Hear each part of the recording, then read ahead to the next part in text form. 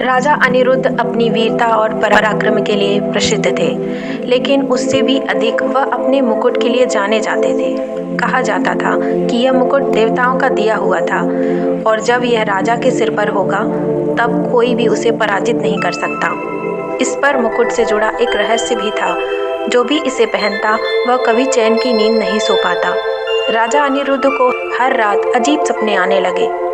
कभी घने जंगल में कोई पुकारता है तो कभी किसी गहरी गुफा में रोने की आवाज आती है। एक दिन दरबार में एक वृद्ध संत आया और बोला, महाराज, यह मुकुट एक अभिशाप है। यदि आपने इसका रहस्य नहीं सुलझाया तो यह आपके पूरे वंश को नष्ट कर सकता है। राजा ने पहले इसे अनसुना कर दिया, लेकिन सपने और भयावह होने लगे।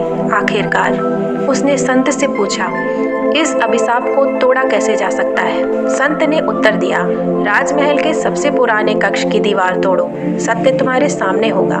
राजा उसी रात वहां पहुंचा। जैसे ही दीवार तोड़ी, एक जंग लगा संदूक मिला जिसमें एक पत्र रखा था। यह मुकुट मेरे मित्र राजा विक्रम के लिए था, पर मैंने लालच में इसे अपने पास रख लिया है। अब यह अभिशापित हो चुका है।